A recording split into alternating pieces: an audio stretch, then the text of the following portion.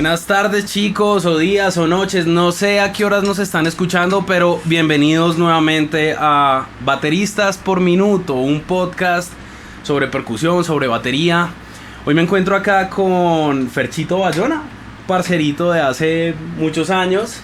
Gracias, man. También de la escena del metal. Yo a Fercho lo he visto tocar en un montón de bandas. En alguna época lo vi también sesionando en un montón de proyectos diferentes. Sí. Tocando un montón de estilos distintos. Y pues nada, Fercho, bienvenido, preséntate. ¿Quién Gracias, gente, ¿qué tal? ¿Cómo están? Fercho Bayona, muy poco conocido en la escena. ¿Qué va? Uno creería que no, pero uno siempre deja un lastre o deja alguna huella en la gente, ya sea conversando, ya sea compartiendo en la música. De nuevo, Fernando Bayona, soy baterista de hace aproximadamente unos 20 años, 21 años. O más, diga. O más, prácticamente, porque hace poco que estábamos hablando con el viejo Migue, empecé a echar para atrás eso que usted empieza a volver el cassette para ver cómo carajos funcionaron las cosas o cómo iniciaron, y uno dice, oiga marica, yo empecé así, empecé así, hice esto, hice aquello, me pasó esto bueno, me pasó esto malo. Entonces siempre volver el cassette es importante porque esto le ayuda como uno a poder sentar la base, poder como seguir manteniendo como esa humildad, pero ese carácter firme de poder seguir haciendo música hasta el sol de hoy. Sin entrar en detalles de tu edad, si llevas tocando alrededor de 20 años, o sea, tú empezaste a tocar ya en una adolescencia tardía. Yo empecé a tocar aproximadamente 16, 17 años particularmente. Lo primero que recibí para poder tocar fue un par de baquetas. Un primo me regaló. Recuerdo nuestras preciadas llamadas, y creo que por ahí todavía las tengo. Recuerdo que eran unas baquetas que no eran baquetas porque era algo de colección, eran unas baquetas que el hombre había comprado en un Hard Rock Café, no sé en dónde putas, pero el man llegó y dijo, feliz Navidad, Tim, y yo marica, con eso empecé. Se partieron las hijueputas porque pues unas baquetas de colección no es lo mismo que unas baquetas de verdad. Y ¿cómo empecé yo? Pues yo empecé con las sillas de la casa, viejo. Yo empecé con las sillas de la casa. Yo fui de la generación que pues, papá, quiero batería. No hay batería, por favor, no me dañe las sillas. Ahora sí las daña, arréglelas. Entonces ahí empezó toda la historia. Este tema es muy interesante porque todos cuando quisimos aprender a tocar nos vimos con ese limitante. O sea, es que eso lo hablamos también en el programa anterior, y es que el nivel de volumen, de decibeles que tiene un baterista es muy complicado para todo su entorno cercano. Pero en ese momento hubo algo o alguna banda o algún baterista que te dijera o que te influenciara para decir, parce, esto es lo que yo quiero hacer. Bueno, a ver, la historia para poder llegar a la percusión fue porque yo estudié en un colegio militar y yo había tocado la granadina. Sí, yo había tocado un redoblante también. Eso es como un tom gigante, y los golpeadores tienen un mazo aquí grandísimo. ¡Pah! Entonces uno le da aquí al lado. Como el bombo de la banda militar. Pareciera como un bombo, pero es más como un floor tom. Y eso suena súper duro. Entonces ahí me empecé a conectar con eso. Cuando recibí las baquetas, más o menos ya tenía lo que yo le explicaba a la gente, era como la percepción de cómo debería sonar una batería y más o menos cómo está armada, porque pues en mi época no tengo 20, no tengo 30, tengo un poquito más. Entonces el acceso a contenidos en internet no es igual que no fue existía. Igual como el de ahora. No existía. Yo tenía VHs, tenía CDs quemados, tenía DVDs quemados, como todos los que hemos estado en esta escena, que hemos ido al centro, toda esa historia. Entonces claro, yo empecé a entender cómo era la batería, y particularmente lo primero que me llegó a mis manos fue el Low de Testament. Entonces me llamó muchísimo la atención y empecé a comprender que la batería extrema pues sonaba muy bien, y yo simplemente le ponía mucha atención como la batería.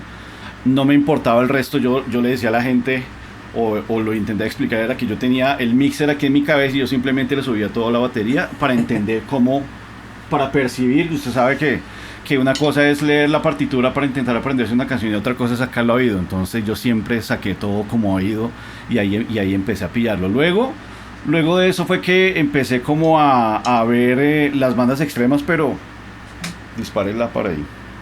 No, todo bien.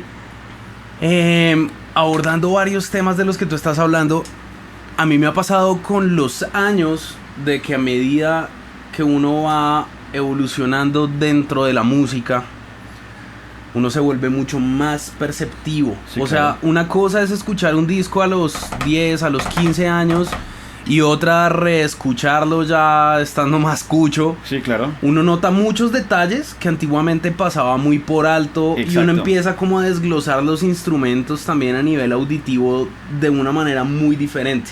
Sí. Que esas son las cosas que uno dijera, uff, parce, ojalá yo hubiera percibido la música así cuando estaba comenzando a tocar. Y otra situación que mencionabas era la diferencia entre lo que son las baquetas más pro y unas baquetas genéricas. Unas baquetas Temu, como dicen. Unas baquetas de Temu y yo creo que podemos abordar algún día un programa hablando muy específicamente de baquetas, pero yo creo que todos pasamos por esa etapa de tener Exacto.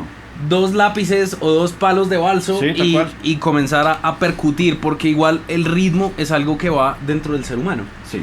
O sea, de hecho, de las primeras expresiones musicales que tuvo el ser humano fue la percusión. La Los percusión, exacto. primeros instrumentos que se crearon a lo largo de la humanidad fueron instrumentos de percusión.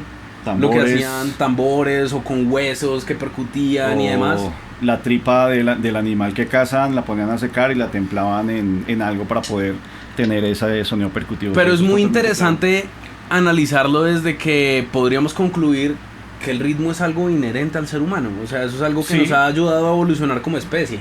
Es que pienso que el ritmo siempre ha sido una forma de gesticular o de comunicar algo, ya sea en las tribus, en la evolución del ser humano, en cualquier momento de la historia de la humanidad, siempre la música, siempre el sonido, siempre alguna armonía, alguna clave de tambores, siempre ha sido como un factor diferenciador, ¿no? Y pues nosotros estamos en un país donde nos llegan sonidos de todos lados. Tenemos el Pacífico, que tiene unos sonidos percutivos muy, muy especiales, como en el Atlántico también, como en el interior también hay cosas, y más todo lo que viene a llegar desde el extranjero. Entonces uno de una u otra manera, como yo le digo a la gente, pues marica, nosotros nacimos en Colombia, estamos cerca de la línea del Ecuador, uno tiene que saber de todo. Y uno como percusionista, como baterista, tiene que probar todas las mieles de la música, pues para sentirse un poco más íntegro y poder fluir bien en todo. Para tener más esa percepción del ritmo. Y hablando de evolución, ya no hablemos de evolución de especie. ¿Cuándo sentiste que evolucionó tu estilo de tocar? Versus, por ejemplo, lo que hacías cuando comenzaste. Tú dices que te influenció en algún momento Testament. ¿En qué momento tú sentiste como esa evolución entre soy un baterista amateur y un baterista que quiere hacer las cosas de una manera más profesional? Más profesional. Eso fue más o menos 4 o 5 años después. Más o menos en ese tiempo tuve mi primera banda. Ahí en ese momento se empezó como a profesionalizar la necesidad de poder tocar batería y poder expresar ¿Qué banda era? lo que había recibido de música con el pasar del tiempo. Particularmente, es que es chistoso mis inicios. Cualquiera diría, inicié tocando rock. No, yo inicié tocando black metal, güey. Y fue... Las Beatles 200. Sí, entonces claro, por ejemplo, hay unas particularidades que lo diferencian a uno en la escena. Y uno, pues que no tengo la pinta de metalero, ¿no? 2, que yo soy zurdo, pero toco como derecho. Entonces claro, cuando yo empecé a profesionalizar el sonido de la ejecución, pues prácticamente cuando iba a las salas de ensayo y como uno haciéndose conocer con la gente, pues veían que yo siempre hacía el ataque del blast beat, pues cruzado, como yo siempre he pensado que debería ser. Entonces claro, decían, oiga, pero usted tiene un ataque constante, con fuerza y todo. Yo les decía, sí, marica, pues porque he practicado, pero realmente la gota que suma allí es que pues yo soy zurdo y obviamente pues mi zurda es mi mano más inteligente. ¿Tú tocaste como diestro por la accesibilidad de los equipos? Claro. ¿Qué pasaba? Que yo llegaba a las salas de ensayo, la primera sala de ensayo a la que llegué, yo ya iba con la idea que tenía que voltear la batería y realmente me parecía muy engorroso. Entonces, todavía hoy día es difícil conseguir un twin zurdo, ¿no? No, o sea, todo es complicado, todo es complicadísimo. Entonces, ¿qué hice? Pues me empecé a adecuar a tocar como derecho y empiezan unos aprendizajes, porque usted haciendo todas las cosas como zurdo y empezar a hacerlas como derecho, pues usted empieza a generar una exploración un poco más allá de lo evidente de la motricidad y de cómo soltar y tener la independencia de las manos. Mi mano derecha a esas alturas del partido sigue siendo mi mano, la mocha, mi mano mochita. La y la zurda es la que resuelve todo. Nomás en este ataque como tan habitual, yo de forma natural siempre con la izquierda es la que siempre me resuelve todo. ¿Sí? Y obviamente pues con el pasar del tiempo, claro, cambia todo. Y pues la forma de atacar, yo he visto gente que cambia los toms, tocando como derecho. Cada quien tiene como su propia identidad, pero pues uno procura siempre estar como dentro de la misma línea y también para facilitarse el trabajo, ¿no? Y eso nos lleva a otra pregunta muy interesante que yo le quería hacer a Fercho. ¿Qué tan diferente es ensayar o estar en un ensayo con una banda de metal versus lo que es tocar en vivo? Y eso que no entremos en detalles. Yo he visto bandas que el baterista es zurdo y cuando se va a montar o sea, generalmente uno en la banda como baterista es el que siempre quema más tiempo montándose y desmontándose por la cantidad de cosas que uno lleva. Y si tras del hecho uno tiene que voltear la batería, entonces eso implica muchas cosas. ¿Qué tan diferente es tocar en vivo versus lo que es tocar en un ensayo con una banda? ¿Qué tan diferente es? Lo que pasa es que en el ensayo usted, por lo menos en mi caso, uno sigue manteniendo vivo ese filo, esa química que uno tiene con el resto de músicos para poder tener la intención musical que se quiere. Y para mí en vivo es el detonante de toda esa tranquilidad o de todo ese estudio o de todos esos arreglos o mejoras de la música, porque por lo menos a mí en vivo mi energía llega a este tope y por eso todo el tiempo tengo que estar metreado porque me subo, a veces me pasa que me subo 5 o 6 pepas del BPM y yo digo no marico, o sea, siento que estoy tocando lento, pero realmente cuando veo el video voy embalado. Entonces para mí el disfrute es estar en tarima tocando lo que sea y yo siempre me la gozo de comienzo a fin. O sea que para ti sí o sí hay que tocar con metro. Exacto. Hay que tocar con metro, muchachos. Hay que estudiar, chicos. Eso es una realidad, eso es una discusión importante allí, pero hombre, yo creo la métrica. Ese es un debate yo creo que eterno y yo lo he tenido con un montón de personas entre si el baterista tiene que tocar con metro o simplemente se puede dejar ir con su estilo. Yo creo que depende del proyecto. O sea, claro, depende del proyecto. Sí. Porque si yo estoy tocando punk o no sé, algo un poco menos prolijo en la ejecución o un heavy metal clasiquero que era mucho estilo, probablemente no voy a necesitar el metro tan pulido. Pero si ya nos vamos a géneros extremos, en donde tenemos muchos cambios de velocidad, tenemos muchos cambios de compás, muchas amalgamas, el metro se convierte en una prioridad al 100%. Independientemente de que un baterista elija tocar en vivo con metro o no, yo personalmente creo que por lo menos siempre debería ensayar con metrónomo. Sí, exacto. Es que fíjate que es una conversación. A ver, es que la conversación es complicada porque es difícil hablar de religión, es difícil hablar de política y es difícil hablar de metrónomo. De metrónomo entre bateristas o entre músicos de la escena. ¿Qué es lo que pasa? Conectando con lo que dice Miguel, es que dependiendo de la intención musical que uno vaya a atender, no es lo mismo estar tocando un death metal a tocar de pronto un rock como medio bohemio, con un punch, con una dinámica diferente. Lo que sí es una realidad es lo que dice Miguel y me conecto 100% con él, y es el hecho de poder estudiar y poder practicar con metro, así con la banda que estés tocando, no necesariamente lo tengas aquí al oído. En mi caso específico, yo toco con bandas donde disparamos secuencias y la secuencia va obviamente montada en un DAW donde tenemos toda la métrica, tenemos todo allí, y es importante que todos estemos súper sincronizados. Mi metro, a ver, las personas de forma natural tienen una medida, una métrica con la que de pronto se destetaron. Pero ese brinca. Claro. Pocos bateristas son los que uno pilla, que uno dice, parce, este man es un metro. Hasta los más pro se salen de línea cuando no están con su métrica, con su guía, porque es que... Y lo otro es lo que tú mencionabas del tocar en vivo, o sea, la emoción del en vivo. Parce, eso es algo que uno a veces no lo mide, porque cuando uno se monta una tarima juegan muchas cosas. Muchos factores. Por ejemplo, uno como músico, y más músico de metal underground en Latinoamérica, pongámoslo a gran escala, uno siente mucha presión cuando va a tocar, porque uno está pensando en montarse, en armar equipos, en que todo suene chimba, tras del hecho hay un piro afanando que porque el tiempo, que es que ya les está corriendo el tiempo, muchachos. Entonces uno viene como con un montón de presión encima en muchos aspectos. Exacto, sí. Que eso, lo quiera uno o no, en vivo uno tiende mucho a acelerarse. Sí. O sea, uno tiende a que si la canción es a un beat, uno siempre le sube mínimo 5 o 10 Cuando no es que se va de más. Entonces el metro sí es importante para uno mantener el groove de la banda. A mí me pasó hace muchos años que yo ponía a correr a todo el mundo. Que era cuando uno terminaba de tocar que uno le decía, marico, se iba a toda mierda. Y los guitarristas miraron y uno como que no, pero voy bien. Y no, pero ese es el tempo. Y después uno pillaba el video y uno, uy, madre, que así va claro, rápido, es que eso, todas esas a ver, ¿qué es lo que pasa? Nosotros al intentar ser músicos profesionales y el hecho de intentar profesionalizar, trabajamos de manera profesional. Sí, bueno, sí.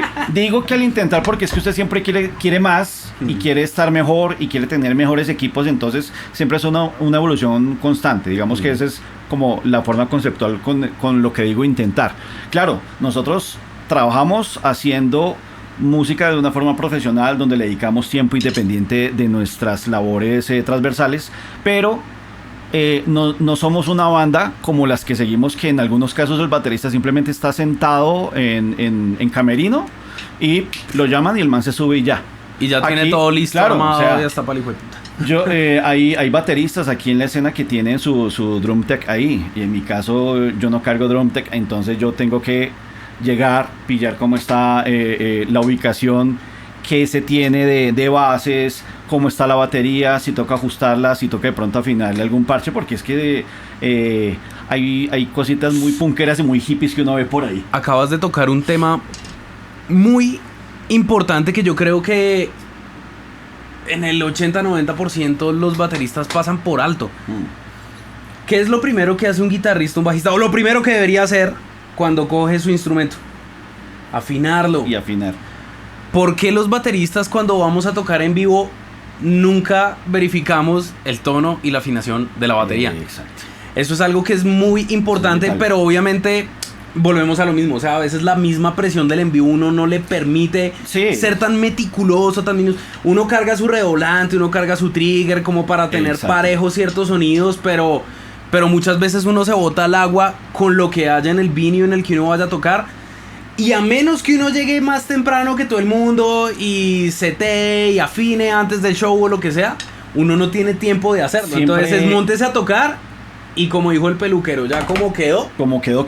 Es que siempre, sí, tal cual. Todas esas variables, obviamente uno tiene su lista mental de validar esto, pero cuando usted llega a un evento donde el evento inicia tarde, donde la primera o segunda banda se pasaron del tiempo, donde los equipos no están buenos, donde usted quiere, por todas esas variables que usted está viendo, usted quiere más irse que quedarse, entonces claramente usted no tiene el tiempo de mirar cuántas palmas está a la altura de la base del plato, que el redoblante esté perfecto. Yo, por lo menos en mi caso específico, yo opté por cargar siempre el redoblante porque ya sé que mi redoblante va seteado para la necesidad.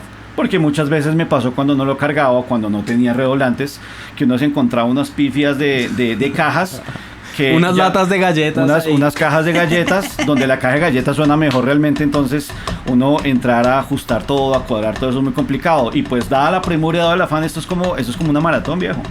Uno le toca es con el corre y uno se sube azarado, se sube tensionado porque le tocó agacharse a poner el pedal, a cuadrar el trigger, a cuadrar todo para salir bien y pues al final tocar 5 canciones. Entonces, qué gonorrea. Entonces ahí está el tema. ¿Qué es lo más difícil entonces de estar en una banda de metal? Teniendo en cuenta ya el contexto del batero, de parce, la coroteada, la seteada. Sí, es que hacer metal al nivel que lo estamos haciendo actualmente y a esas alturas del partido es de mucha resiliencia, de mucha paciencia y de seguir creyendo que las cosas pueden estar mejor. Claramente todos esos puntos son importantes, no solo de forma individual, porque pues usted no se hace solo haciendo música, a no ser que usted sea multi-instrumentista como aquí mi tío. Pero no, igual eso no aplica porque uno siempre requiere de opiniones externas. Claro. Pero a pesar de que uno componga y haga muchas cosas, la música siempre cuaja cuando se hace entre más de uno. Opino yo. Claramente, sí. No es lo mismo, yo creo que esto le ha pasado, no es lo mismo ensayar solo que ensayar con su parche, con la gente con la que usted está haciendo música. Parce, antes de que se me vaya esa idea, con ese comentario que tú acabas de decir, volvemos al tema de lo que era tocar con metro y de lo que no. Y hay algo que pasa en cómo componían las bandas antiguamente, y era que hoy en día tenemos muchísimas herramientas digitales en donde prácticamente la banda se ve para ensayar y eventualmente Exacto, para sí. tocar. Antiguamente las bandas se reunían a parchar Exacto. en una sala de ensayo y Exacto. entonces, oiga, venga, es que tengo este riff, toque, no, así no, y empezaban a empatar el tema entre todos, pero De a era en un pedazos. ensayo, Exacto. de a pedazos. Entonces, yo creo que eso sí ha influenciado mucho en lo que es una banda old school y una banda de nueva escuela. Yo, Sí, previamente, digamos que a que nos reuniéramos, hablábamos por fuera de micrófonos. Yo quería hacer mención a una de las bandas en las que tú tocas, que es Flaming School. sí, Es una banda de un death metal muy vieja escuela. sí. Y yo lo concibo como un poco así. O sea, ¿tú qué crees que es lo que marca esa diferencia entre las bandas de vieja escuela y las bandas más modernas? Yo siempre lo relaciono como con ese sentimiento de usted que aprendió o que escuchó primero o por dónde inició, ¿sí? Entonces, para mí ahí está la segmentación de lo que es vieja escuela y lo que es nueva escuela. ¿Por qué lo digo de esa forma? ¿Por qué lo percibo de esa manera? Porque la gente siempre opina que todo pasado fue mejor. Entonces, que antes de pronto era la cosa... La nostalgia vende. Exacto, Sí, la que nostalgia antes la vende. cosa era un poco más natural, un poco más del sentir, un poco sin tanto afán. Ahorita todo el mundo va a toda mierda, ¿sí? Ahorita todo el mundo necesita es hacer cosas diferentes y ahí radican muchas cosas. ¿Qué pasa con Flaming Skull? Flaming Skull es una historia particular. Yo tocaba con esta banda en ese momento, Magistra Moribus. Éramos una banda de 3 compadres que estamos haciendo como un death melódico. Sonaba un death melódico, pero tenía mucha técnica. Aprendimos muchas cosas entre nosotros, compartimos muchas tarimas con los Flaming Skull. Entonces, claro, viendo la banda en vivo, yo decía, esta banda suena contundente en esto y en aquello, pero sería chévere que tuviese un plus más. ¿Cuál era el plus? Que de pronto a nivel percutivo tuviese un tumbado más fuerte. Por cosas del destino terminé enrolado con ellos y digamos que parte de los acuerdos de tocar con ellos es que les dije sobre el set list que vayamos a trabajar, que eran 10, 15 canciones. Deme la potestad de poder modificar la percusión porque la armonía, como van las Está muy guitarras básico, y la oiga, está intención, muy básico. necesita, sí, está muy básica la batería, está muy elemental, muy predecible. Entonces, pues yo soy de una Yo escuela... conocí a Flaming Skull como en el 2010 y en Sí. esa época vos no estabas en la banda, No, yo no estaba en la habían banda. otros, toda la alineación era diferente. Estaba Andresito, un gran amigo de la casa. Saludos, Andresito. ¿Y qué pasaba? Que de pronto le faltaba como un poquito más el centavo para el peso. Entonces, cuando se dio la oportunidad, y más aún que pues parte de mi escuela musical de percusión fue todo ese death metal de Tampa de los 90s, pues marica. Menciona bandas, Entonces, bota Morbid Angel, influencias. Suffocation, Immolation, Decide, Cannibal Corpse, todo este pool de bandas así gigantísimo, con el cual yo crecí, que tengo un sentimiento muy especial. Pues para mí tocar esos géneros lo sentía más natural que tocar otras vainas, y yo dije, esta es la oportunidad perfecta para poder de pronto mostrar cosas importantes en la percusión, y lo que estamos haciendo actualmente. Ahora, intentar sacar del segmento a una banda que suena vieja escuela a que suena un poco más reciente, ya ha sido un trabajo interno en el que hemos intentado hacer cosas un poquito más actualizadas, con mejores ejecuciones, con feels de batería un poco más interesantes, con breakdowns, que eso no es como tan del death metal clásico. Entonces ahí se ha gestado una cosa importante, y pronto por ahí vamos a lanzar una canción, Inner Revolution, de Flaming Skull. Yo he notado mucho en tu estilo que eres muy de meter bombos, de meter skanks, Yes. pero percibo desde mi ignorancia, desde una Ajá. parte externa, que no eres tan amante de los blast beats. Ok. O sea, tú piensas que el death metal tiene que ser, para sonar extremo, tiene que tener un montón de blast, o tiene que ir muy volado, o sientes que hay como un límite entre lo que es la velocidad y, por así decirlo, como lo pesado que suena una banda. Porque hay muchos bateros que se obsesionan con la velocidad y, por ejemplo, todos decimos, ustedes buscan en el mercado de batería de internet de contenido, y lo más buscado es how to play fast, cómo tocar rápido, y la gente siempre está pensando en ¿Cómo aumento la velocidad? Y vemos hoy en día bateristas que son unas máquinas Sí, que pueden son tocar a demasiado tesos. Los odio a 250, 260, 280. todos. Y nosotros decimos como, pucha, yo no puedo tocar hasta ese nivel, pero ¿crees que hay como un limitante entre lo que es la velocidad y lo extremo que puede ser una banda? Lo que pasa es que los extremos son viciosos, viejo Miguel. Yo siempre he pensado eso. En mi caso particular, pues yo inicié tocando black metal. ¿Y cuál era el black metal que yo escuché en esa época? Black metal, it's Pues crack. Marduk, Nargar. Nargaroth, Dark Funeral, cuanta banda del género de la época. Entonces, para mí, el black metal tiene que ir A toda embalado, super blasting y toda la cosa. Y entonces mi primera experiencia como banda fue haciendo black metal.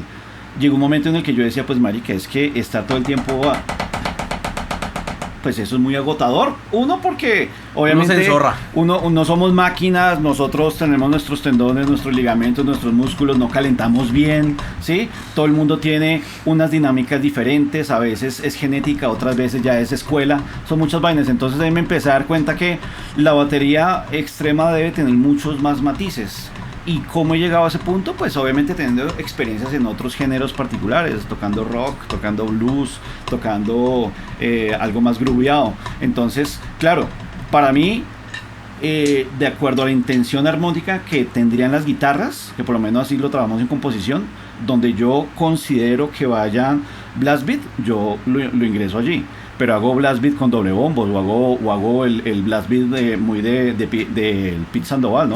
Sí, El tradicional. el tradicional. Eso. Pero obviamente siempre me gusta que el apoyo atrás sea como ese tanque de guerra donde hay dos llantas gigantes y que sean unos buenos bombos que se identifiquen y que apoyen todo. Sólido Sí, ese a mí comentario, particularmente sí. me pasa que cuando hago de pronto los fills con toms, los sigo apoyando con los bombos, porque le da más intención. No hago solo sino pa, pa, pa, pa, pa, pa. Entonces está el sonido presente, está el ataque presente, pero todo va machado y todo va pegado para que suene mucho más grande. Entonces las dinámicas depende de cómo me lleguen a mí las armonías de guitarra. Yo digo, marica, esto aguantaría así, esto aguantaría así. Así es como en mi caso funciona. Bien, chévere. En ese orden de ideas, ¿qué consideras más prioritario? ¿Lo que es la técnica de un baterista o la musicalidad? Porque hay bateros que son unas máquinas y pueden ir 100% volados, Sí. pero van como muy cuadriculados en lo que hay que hacer. ¿A Sí, qué voy? es que- Entonces los fills los meten casi siempre igual, van muy pegados a la velocidad, marcan unos blast beats que uno dice manejan una velocidad brutal, pero luego a la hora de improvisar o de aportar musicalmente a una banda, se cae todo. se cae todo. Sí, exacto. Y ahí podríamos llegar también a lo mismo, o sea, hay músicos que pueden ser muy buenos intérpretes y hay otros que pueden ser muy buenos compositores. Compositores, eso es una realidad. Y Entonces, eso es- ¿qué opinas en ese aspecto? Uf, ¿Qué priorizarías tú? ¿La técnica, la musicalidad o la pues, velocidad? A ver, es que esa pregunta es complicada porque... Es una pregunta trampa, es una pregunta Es una trampa. pregunta sí. trampa, es complicada. A mí me gusta en este momento de mi vida más la musicalidad que la técnica y que otras cosas. ¿Por qué? Porque la musicalidad da a que lo que usted va a escuchar como radio escucha o como persona que le llega la música es más o menos que quiere imprimir esa música que está componiendo la banda. ¿Qué es lo que pasa en la actualidad? Que muchos músicos quieren estar como pasaba en los 80s o en los 90s con las bandas de death metal gringas, que era quién tocaba más rápido, quién era el más virtuoso, quién hacía Y hasta cierto punto, las ¿no? cadencias más brutales. Entonces eso era una pelea constante de esa época, y el cuento es que nuestra escena extrema es un mix de todas esas intenciones nuevas y viejas. Entonces yo me he dado cuenta y lo he visto, que hay muchos músicos que quieren tocar más rápido, que quieren tocar más duro, que quieren tocar más intenso, pero pues al final usted termina escuchando algo que de pronto no tiene alma. Entonces es importante así uno haga el death metal más pesado, que eso tenga forma, que tenga alma y que sea algo orgánico. Entonces hay una mezcla de todo, weón. Es que es muy complicado, Miguel, porque eso es como sal, pimienta y el orégano. Hay que saber en qué partes usted... ¿En qué proporción? ¿En qué proporción proporción? usted puede hacer esa mezcla? Y es que es complejo porque, volviendo por ejemplo a Flaming School y a esas bandas de death metal de vieja guardia, uno escucha un Dismember, Entombed. Exacto. Y tienen más que todo el tupa tupa clásico, pero van ahí constantemente y pegado. Y hay bateristas a los que les es más difícil llevar ese punch más lento y constante que simplemente botarse un blast beat a toda mecha. Entonces, ahí ¿qué es más importante? ¿O qué es más complicado? ¿Tocar rápido o tocar lento? No sé si esto pueda responder esa pregunta. Deberíamos hacer una competencia metro. A ver quién aguanta el beat. ¿Qué es lo que pasa? Yo siempre lo hablo como desde mi experiencia personal, ¿no? Mi experiencia personal me dictó que tocar rápido no es lo último.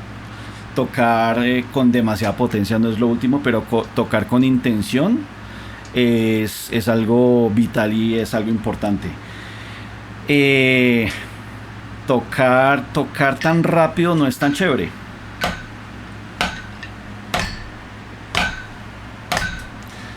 Entonces la vaina siempre varía. Ahí ya nos quedamos. Sí. Y una cosa es hacer esto hablando en un ejercicio. Y otra es mantener ese beat 5 minutos. Tal cual. 10 minutos. Mientras el guitarrista hace el solo. Ahí ya se quedó, pero. Sí, tal cual. Me voy con otra pregunta trampa. Hágale. Top speed, velocidad máxima a la que llegaste a tocar cuando hacías black metal. Cuando hacía black metal. Porque estamos hablando de que tuviste mucha influencia de bandas que son. No, marica, a mí tocar un tema de Dark Funeral me parece, yo no puedo, güey. Y más con esos bateristas que han pasado en los últimos 10 años, es peor, güey. Uy, qué gonorrea, güey. Uno ve a ese, ¿cómo se llama? Nils. Nils. No sé pronunciar esa mierda. Dominator. Si ustedes saben pronunciarlo, nos mandan un audio.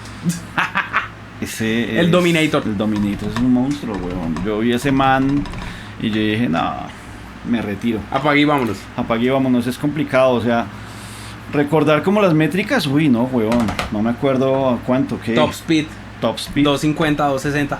Huevón, realmente. ¿Cuántas veces se te caen las baquetas en un ensayo, huevón? Marica.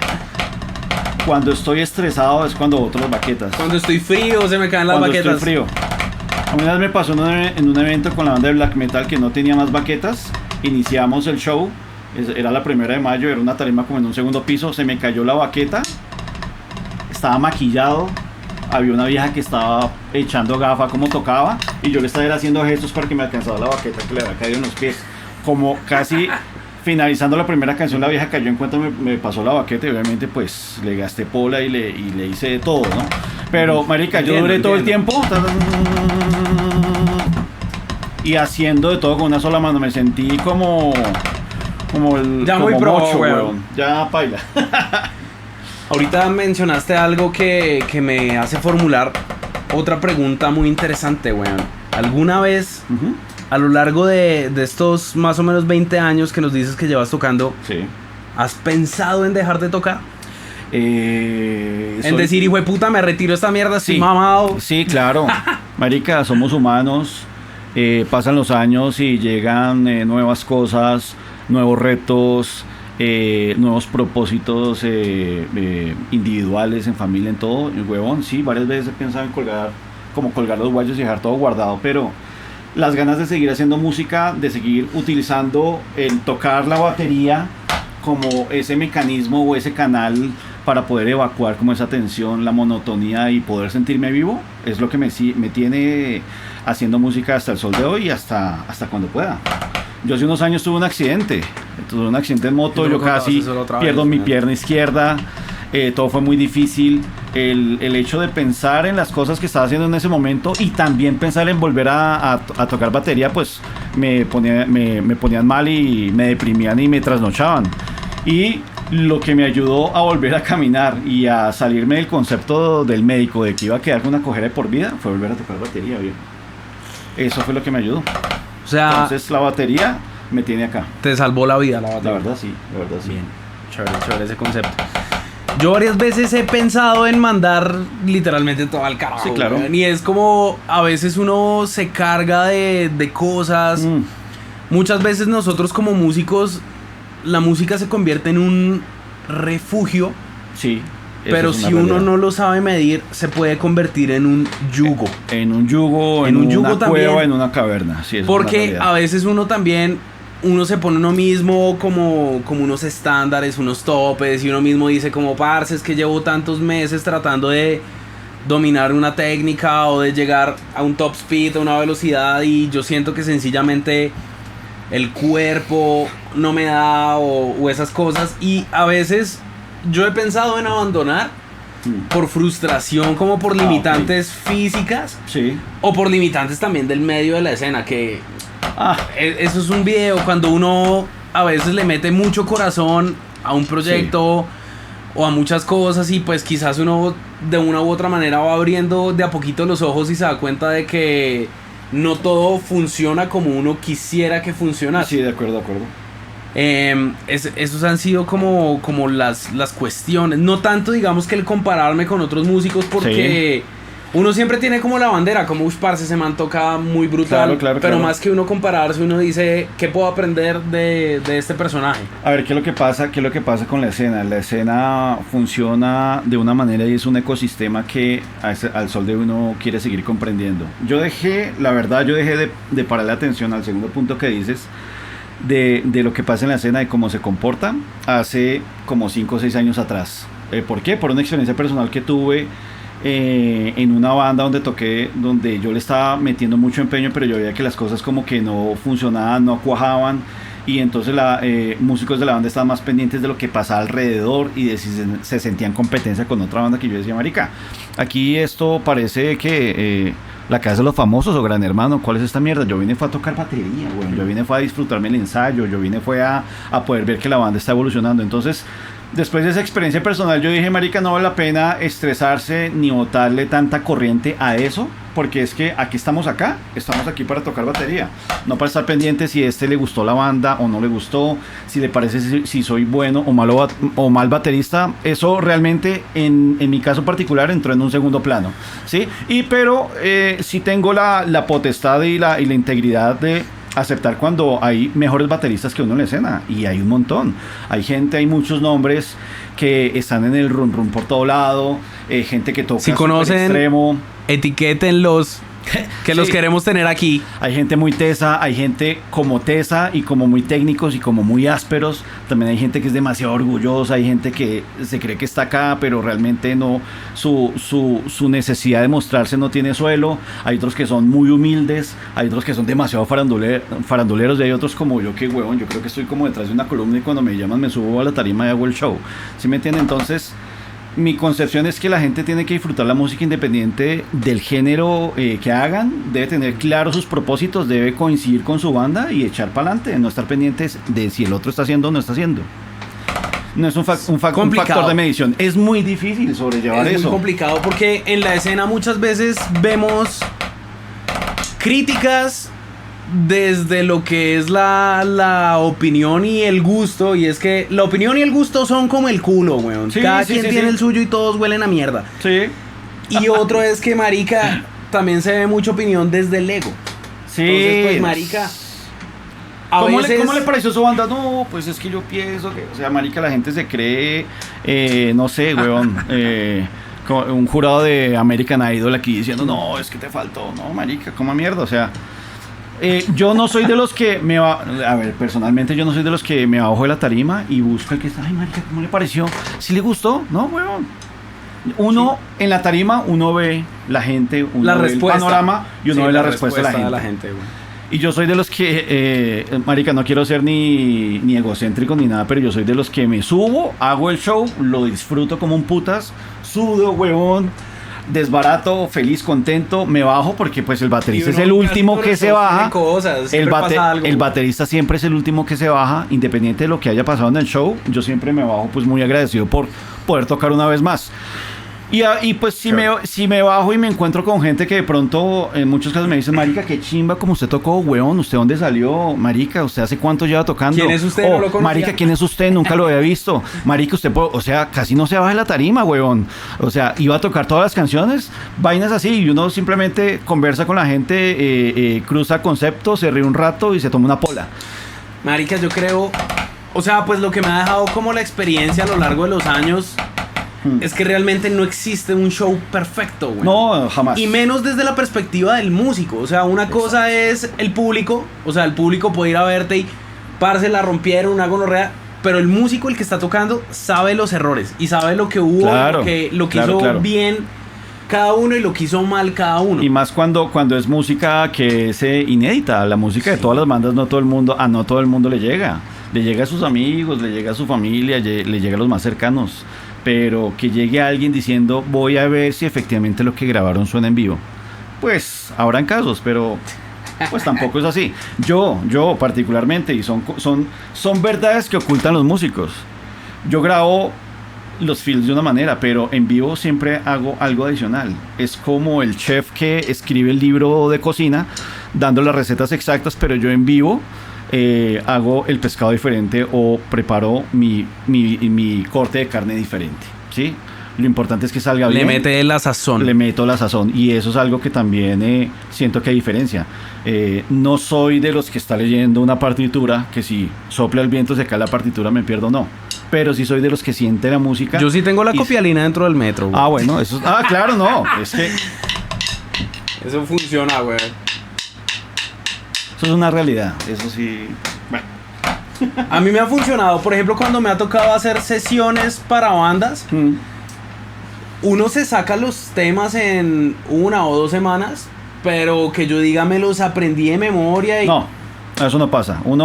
Y cada quien tiene su forma de aprendérselos. Yo he visto que hay gente que los escribe o escribe las frases, los cambios. A mí lo que me sirve es meter un talkback, una voz dentro del metro. Sí. Que me canta el cambio. Obviamente, un advisor ahí, claro. Uno practica las canciones. Eso uno las técnicamente, eso es un apoyo real y legal, güey. Es como tener un director de orquesta en los Claramente. audífonos. güey. Exacto, sí. Viene tal cosa, no sé qué. Viene tupa tupa. Modo hippie. Tupa tupa. Modo hardcore. El groove. Un slam. Modo groove. Saluda al público. Ya. 3, Sí, 2, eso, pa. eso funciona, güey, en el momento de tocar. La copialina funciona. La copialina, la base de la copialina que decimos acá con Miguelito es el metro, obviamente, y pues ese advisor o ese talkback que está notificando lo que se viene. Claro, esto ocurre en situaciones donde de pronto usted tiene un repertorio lo suficientemente grande y variado de cosas que de pronto no se parecen entre ellas. O ni siquiera eso, sino cuando, por ejemplo, cuando te ha tocado hacer sesiones que literalmente... Parce, tengo un evento dentro de 8 días, sáquese el repertorio, uno en una semana. Puede que uno más o menos se aprenda las canciones, pero uno no se las aprende 100%, a menos de que uno esté completamente dedicado a eso las 24 horas. Y pues la música todavía no nos da a vivir, entonces cuando cumplimos un horario laboral nos quedan 2 o 3 horas por día para estudiar y ensayar y salvar un repertorio. Ahí lo que uno le salva el culo literalmente es la copialina en el metro, güey. O sea, no hay nada más allá de eso. Eso es una realidad. Vea que a mí me pasó un caso particular hace un par de años, y es que tengo 2 amigos con los que he tocado en diferentes proyectos y son de vieja data, son tan cuchos como yo, y resulta que en algún momento me llamaron y me dijeron, huevón, ayúdanos con el lanzamiento de nuestro álbum, porque pues nuestro baterista tuvo un tema personal y no puede tocar. La fecha sigue activa, entonces te necesitamos. Yo, Hola, Jesús, soy yo de nuevo. ¿Cuándo es? En una semana. Y yo, uy, marica, ¿y cuál es la música? Esta. ¿Qué me ayudó? Bueno, me ayudó que yo ya sabía cómo ellos componían. Me ayudó que ya había un feeling o una química. Ya habías tocado con ellos. Ya había tocado con ellos, entonces eso ayudó un montón. Y claro, yo escuché la música y escuché la música y se me hizo tan familiar y como si yo hasta lo hubiese hecho, porque lo que hizo ese baterista estuvo muy bien hecho y todo lo digerí muy rápido. Y fíjese que no peleé nota cuando hicimos el lanzamiento. Eso me la gocé bastante. Se llaman los The Age of Chaos. Una banda muy chévere que suena. Chaos. Sí, The Age, el muro del caos. Esa es la banda de Rob, ¿sí? De Roxito, sí. Eso. Saludos a Rob. Robertico. Ojalá escuche este programa y se ría un rato con nosotros. Sí. Bueno, y hablando de que, bueno, tú con Rob tocaste hace unos años. Como 10 años en Letras Hi-Fi. ¿Qué cambiarías de tu proceso como baterista hace 10 años? O sea, si tú pudieras hablar con el Fercho de hace 10 años, claro, y con el Fercho de hace 20 años que estaba aprendiendo, ¿qué le dirías? Como, parce, no haga eso así, o estaba ligada a otra pregunta. ¿Qué ejercicio te ayudó a mejorar como baterista y qué ejercicio se te hizo una pérdida de tiempo? A ver, lo primero, ¿qué le diría al Fercho de hace 20 años? Le diría que se metiera... Toque otro instrumento. Toque el triángulo, huevón. Toque otro instrumento. Toque el órgano. No, realmente, ¿qué le diría, huevón? Que como que creyera más en sus capacidades, huevón. Que creyera más en las capacidades, que no se frenara, sino que creyera más en el propósito de hacer música como una muestra artística de poder ver un talento oculto, porque es que no todo el mundo es talentoso, eso es una realidad también. Como ejecutar el metro o estudiar metro, también el tener algo de talento funciona un montón para ser un buen músico. Y al de hace 10 años, viejo, que parara. No, mentiras, que parara no, sino que estudiara más. Yo he sido realmente un man muy desjuiciado para estudiar batería, pero cuando estudio, conectando con la otra pregunta, siempre he buscado es como tener como esa independencia de las manos y más que todo de mi mano derecha, el que tenga la misma intención y la fuerza que la mano izquierda. Siempre ha sido eso y siempre he procurado que... Me gusta tu técnica de agarrar las baquetas, güey. Sí, es que aquí hay una particularidad y es que uno aprende, siempre supe de una clase que me dieron al inicio que las baquetas, esta es la pinza principal y uno debe estar como a 2 centímetros o un poquito más del resto del cuerpo y simplemente estas manos dan como la dirección y entonces como bien lo ataco de esta forma, a veces se me va así, a veces hago esto con rimshot. Sí, con el rimshot. Todas mis baquetas ya están jodidas ahorita que me di cuenta que saqué estas. Son de una medida que es diferente a la que realmente utilizo, porque yo utilizo siempre es 5B. La verdad es que ya perdieron, pero creo que son las mismas, ¿no? No sé, son American Hickory, sí. Estas sí son Hickory Forward. Entonces, por ejemplo, pasa que yo siendo zurdo, esto siento que la ataco de esta forma, pero esta vez está el dedo gordo encima.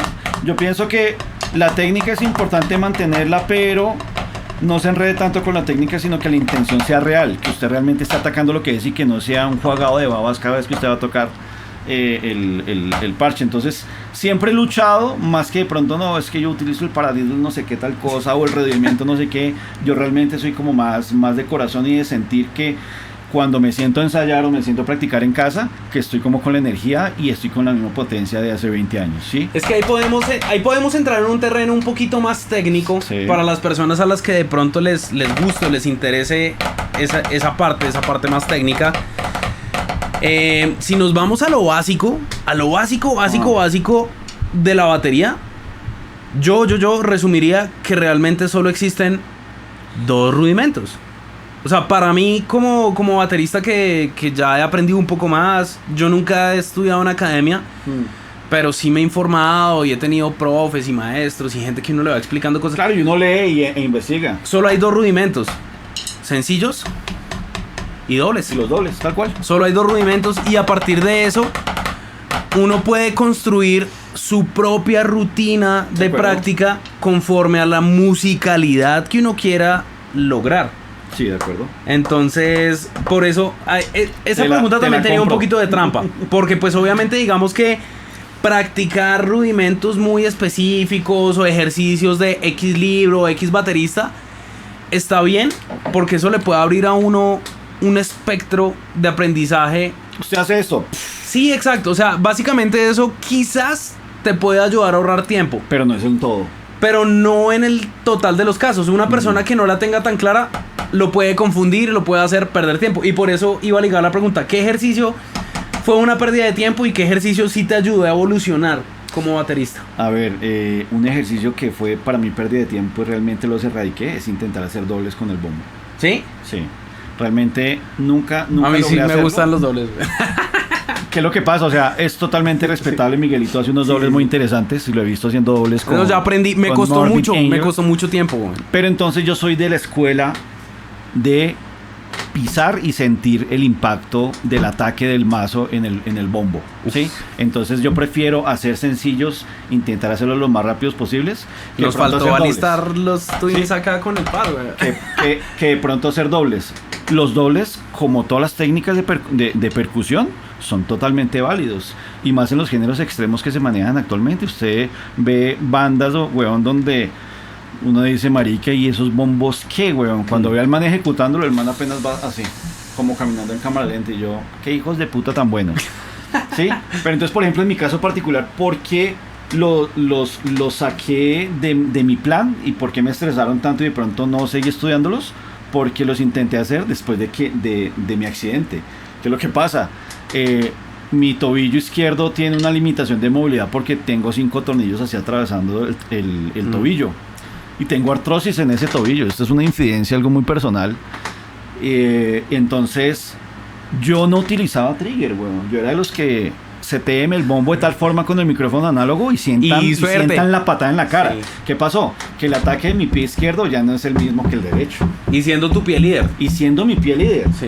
Claro, sí, es que sí. Yo tengo una mixtura muy rara porque mi mano líder es la izquierda, pero obviamente el derecho está ahí. Tiene más fuerza. Entonces, claro, ¿qué es lo que pasa? Que intentando nivelar la fuerza de mi pie izquierdo con el derecho y más haciendo los dobles por el movimiento del tobillo, mi tobillo izquierdo está muy limitado y a partir de ese momento yo entré al mundo de utilizar triggers hace 10 años o menos. ¿Sí me entiendes? Entonces, ¿para qué? Para poder tener un ataque constante sin sacarme tanto la mierda. Entonces, sin desviarme mucho del tema, ¿no te gustaba el trigger antes del accidente como por el concepto de que te gusta más el sonido vieja escuela? Eso amarra un poco. Eso amarra un poco. Y también por el hecho de facilitar mi ser como recursivo con lo que tenía en el momento. Sabes que uno como músico, a ver, yo antes cargaba 2 platos y un par de baquetas. Ahora cargo Twin, cargo el cerebro, cargo hardware, 10 maletas. Cargo 10. Viejo, uno parece una azafata, güey. Literal. Mencionando lo que decías de los dobles, a mí sí me gustó mucho la técnica y me costó mucho aprenderla. O sea, realmente es que es desaprender. Es desaprender el ataque no habitual. Tanto eso, sino quitarse mañas. O sea, sí. Porque yo la empecé a implementar y me ha costado mucho. Y yo puedo decir que realmente de ya poderla implementar en vivo, más o menos yo llevo un año tocando dobles en vivo. Porque para desarrollar la técnica y llegar a entenderla y a poderla implementar fue algo de años. Lo mismo que el push-pull en las baquetas. O sea, sí. Yo ahorita llevo practicando lo que es el push-pull, no sé, yo creo que más de 2 años y hasta ahorita estoy comenzando a desarrollarlo, sobre todo con la mano izquierda. Yo sí empecé a implementar los dobles porque si no lo hacía de esa manera, no iba a llegar a la velocidad. Sí, de acuerdo. No iba a llegar a la velocidad y yo también empecé como a sentir la frustración de como, parce, es que no me dan. O sea, botar los bombos en sencillos, en semicorcheas, no me da, es complejo. Tengo que buscar la alternativa. Entonces, digamos que en cuanto a ejercicio, ha sido difícil, ha requerido mucho esfuerzo físico porque obviamente es de practicarlos y practicarlos, desarrollar músculos que uno no tenía pues trabajados. Y pues llegar como a ese nivel no ha sido fácil. O sea, qué curioso. O sea, un ejercicio que para Fercho fue la mayor pérdida de tiempo, para mí ha sido uno de los más valiosos en el último tiempo. Pues que fíjese que lo que usted dice es lo que diferencia y lo que le da el toque a cada uno de los bateristas que uno se encuentra en la escena, ¿sí? Hay gente que ataca los toms de una manera y otros que no. Yo ataco mis toms así. ¿Sí? Yo lo hago todo el tiempo así y súmele los bombos. Entonces, claro, eso cuando está en consonancia, eso suena interesante. Suena de una forma. ¿Cómo desglosas ese movimiento? Sencillo, doble, sencillo. Sí. Sencillo, doble, sencillo. Pero, o sea, tú lo lideras así porque la zurda es tu... Exacto, porque mi zurda es la que me ayuda a terminar de resolver. O sea, yo lo haría al contrario. Exacto. Es bien interesante. Sí, y los dedos, ¿no? Entonces, el tema de poder manejar las diferentes técnicas en el bombo, atacando el redo para los géneros que nosotros tocamos, cada quien le encuentra el sabor adecuado. O sea, eso suena asqueroso, pero al que come mocos, pues le sabe, ¿no? Le sabe, sí, eso es como los gustos. Y hay gente que come mocos por gusto. Por gusto. Sí, por gusto, güey. Pero tú ahorita mencionabas algo que también me parece muy interesante y que es algo que yo también implemento mucho y es el peso del pedal. Sí. O sea, por ejemplo, a mí algo que me sirve para hacer dobles es precisamente sentir el mazo del pedal Que es algo que que rebota. O sea, yo tengo que sentir ese rebote. En esto van a haber 1000 opiniones y yo creo que es otra pregunta muy interesante, weón. O sea, ¿qué es lo que hace el batero, weón? ¿Qué tanto le invierte al gear o cómo lo utiliza? Porque, por ejemplo, yo vivo enamorado de tu Twin, weón. Yo me lo voy a comprar. Se lo voy a pedir a Santa Claus, weón. Sí, marica. Del Demon Drive. Me encantó porque tuve la oportunidad de tocar con él el año pasado en el evento que estuvimos juntos. Exacto. Marica, me gustó porque era un pedal direct drive, pero pesado. Sí, exacto. El mazo es pesado. Se siente exacto. Yo he tenido oportunidad de tocar con pedal Axis, que yo sé que es el favorito de muchos de los bateros que probablemente más de uno admira sobremanera. Yo no puedo tocar con un Axis, o sea, Vea. es un pedal tan liviano que yo no lo siento, entonces es como si estuviera tocando descalzo y marica y no se siente nada en el piso. No sé, yo no pude con ese pedal. Sí, es una realidad. Lo que tú dices es cierto y es el hecho que el baterista lo hace lo que tiene, ¿sí? Como usted le saca el jugo y le saca el plus a lo que tiene. Yo he encontrado personas con Axis, el longboard, y tocan fatal, weón. Tocan fatal. ¿Sí? O no lo saben manejar, weón. Sí. Es que ahí es otro detalle. Hay gente que se compra el pedal porque ve que su baterista favorito lo utiliza. Entonces, marica, piensan que para tocar como su ídolo tienen que tener exactamente su mismo gear y se lo compran y después se dan cuenta de que gastaron $1,000, $2,000 en un equipo que no dominan y no saben manejar porque no era lo que ellos necesitaban en ese momento. Exacto. Ahí la realidad es que la gente se deja llevar más por la moda que por realmente qué es lo que necesita.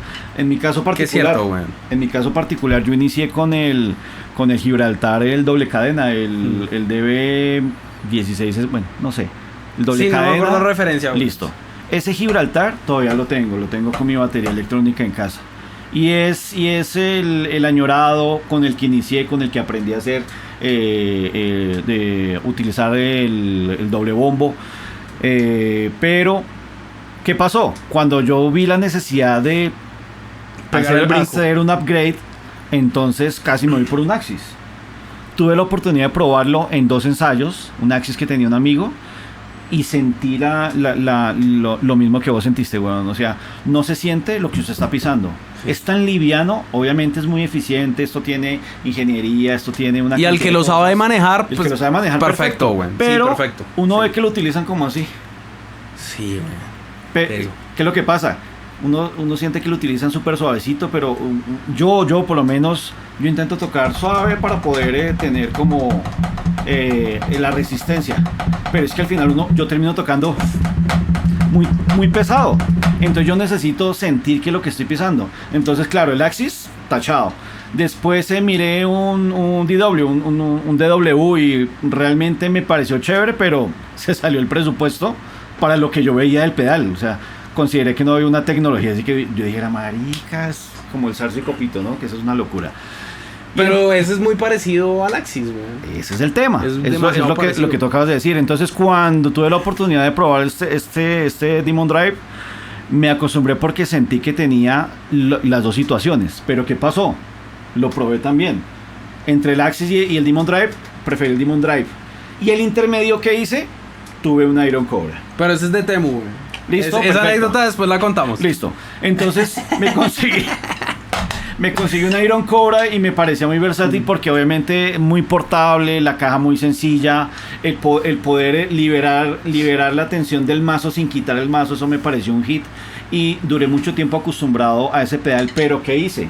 Le cambié los mazos y seguí utilizando el mazo de mi pedal Gibraltar porque sentía que tenía más pesado. peso. Yo necesitaba sentir que el martillo realmente estaba dándole al parche muy duro. Y después salí de ese pedal, lo vendí y cambié al Demon Drive y pues me he ido adecuando con él, sigo aprendiendo, porque es que, ¿qué es lo que pasa cuando uno utiliza Twin?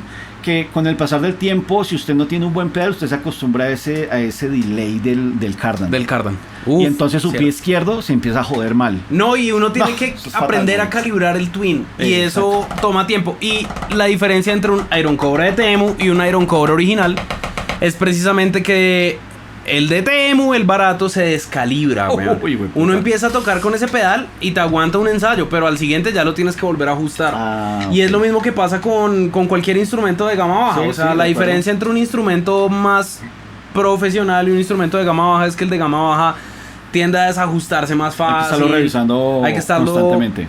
Hay que estarlo haciendo mantenimiento. Yo ese pedal me lo cargué el año pasado un ensayo porque yo uso Iron Cobra y tenía el de Temu como por un backup.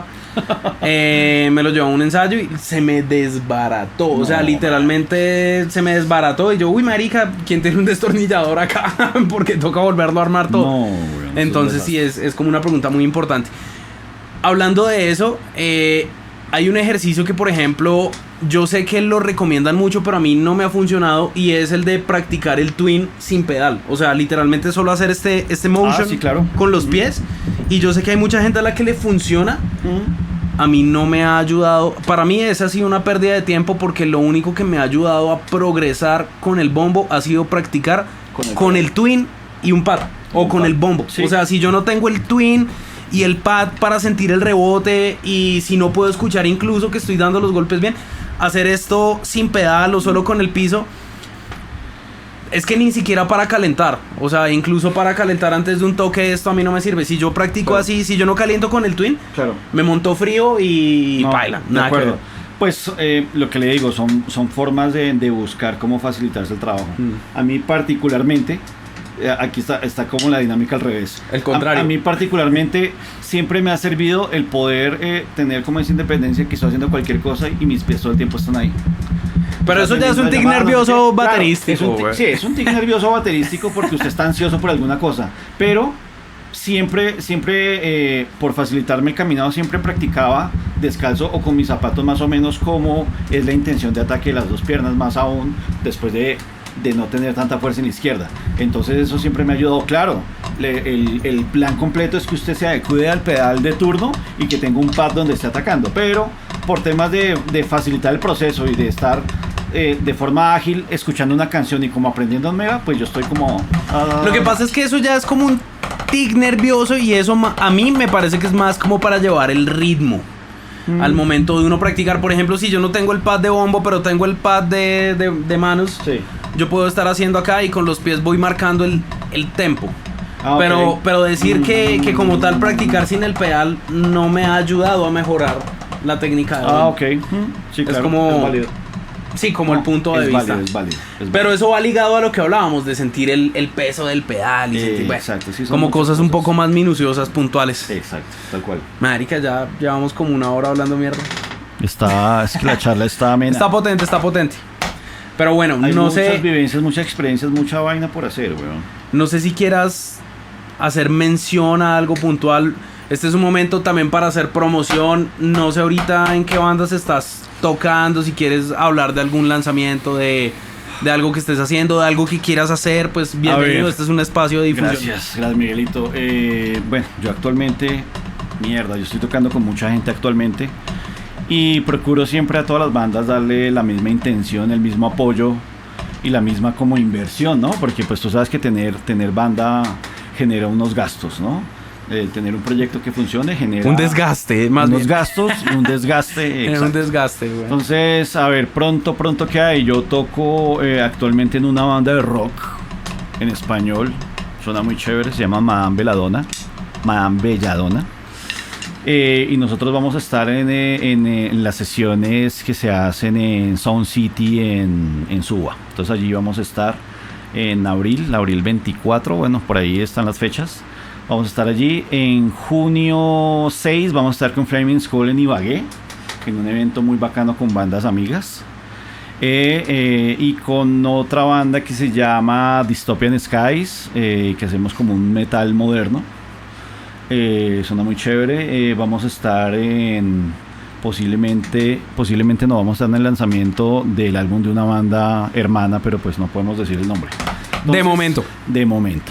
Entonces hay muchas cosas por hacer, hay mucho trabajo para dedicar. Con Flaming Skull esta semana estamos lanzando nuestra canción Indian Revolution, de lo que sería como lo más reciente de esta banda de death metal de la vieja escuela porque somos cuchos, pero también porque nuestro terruño de death metal es estilo vieja guardia. Mencionaste que uno de estos eventos que tienes ahorita es en Ibagué. Y eso me hace tener otro tema de conversación interesante. Ya no queremos extendernos tanto, pero